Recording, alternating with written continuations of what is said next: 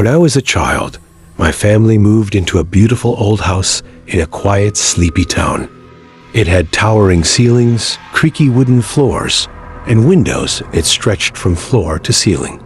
But there was one strange thing about the house. There was a window in the attic that was impossible to reach. The attic was completely empty, no furniture, nothing to stand on, and the window was far too high for any ladder. Yet from outside, you could see it clearly, almost like it was watching over the town. As kids, my brother and I made up stories about the window.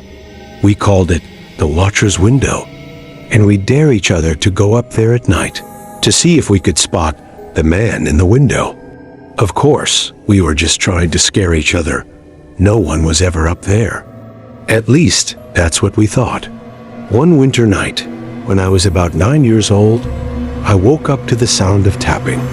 At first, I thought it was just a branch against my bedroom window, but the sound was steady, deliberate. Tap, tap, tap. I lay there, frozen, listening, until my curiosity got the better of me. I crept out of bed and down the hallway, toward the attic stairs. The house was dark and silent, but the tapping continued, echoing through the empty rooms.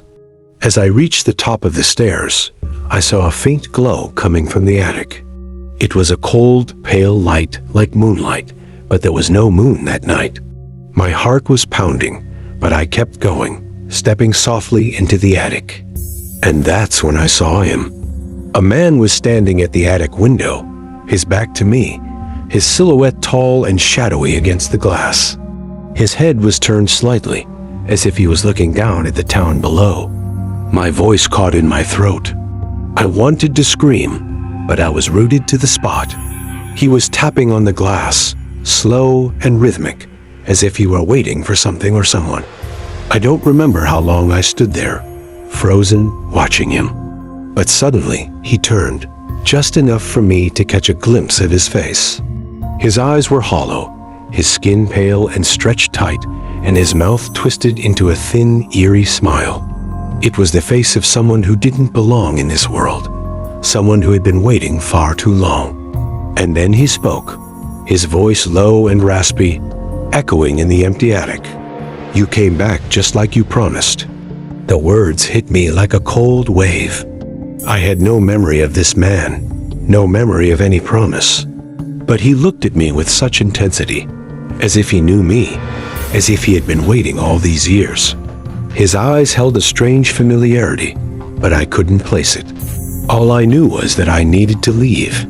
Now, I stumbled backward, down the stairs, my heart racing. I didn't stop until I was back in my room, the covers pulled over my head.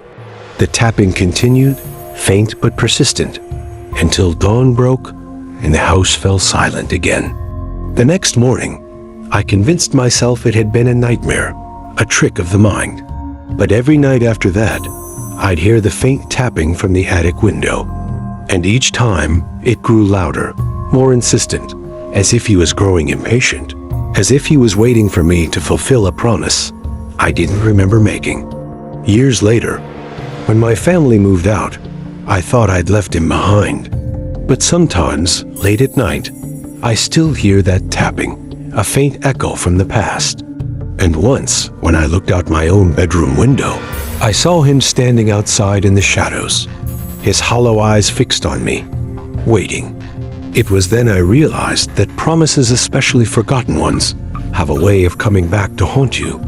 And somewhere, in the quiet of the night, he is still waiting for me to remember.